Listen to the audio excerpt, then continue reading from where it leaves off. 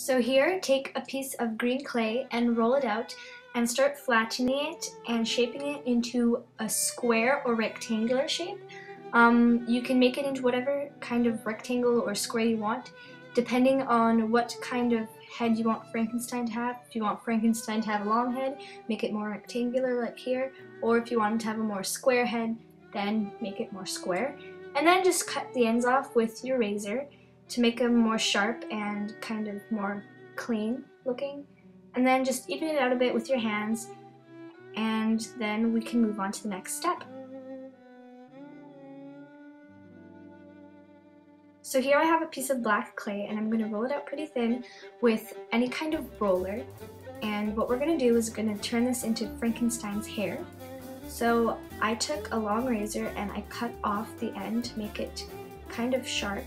And then I took my X-Acto knife razor and I started to make detail for the hair. So I made it a little thinner and then I started making little triangles for Frankenstein's hair. And afterwards, once we remove the triangles, you'll have a cool hair-like effect.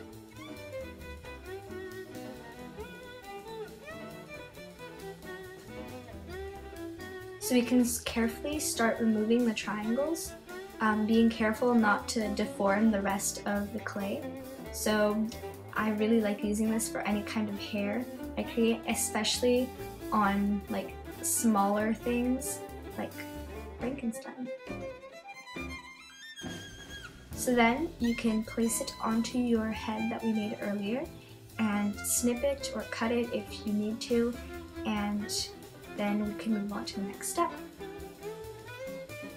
Here I have 2 pieces of white clay that I used for the eyes, and just put them on like so.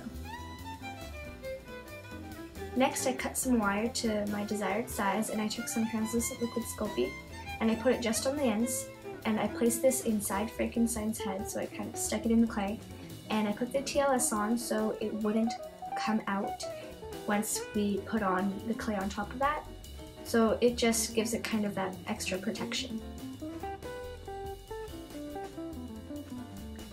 Next I took some silver clay and I started forming it into small pieces. Once I had enough, I started flattening it and pushing it onto the wire, and this is what I'm using to create the corkscrew.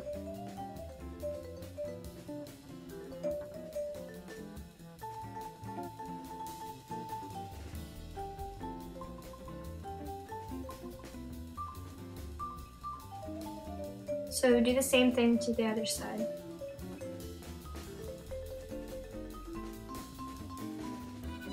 Next, I took my Craft Smart pen that I bought at Michael's and I drew on the eyes. And I also used it to draw on a mouth. You can make your Frankenstein smiling or frowning, whatever works best. I also decided to add a nose, so just take a piece of green clay, roll it out into a ball, and place it onto your Frankenstein. So this is what your finished product should look like. Thanks for watching!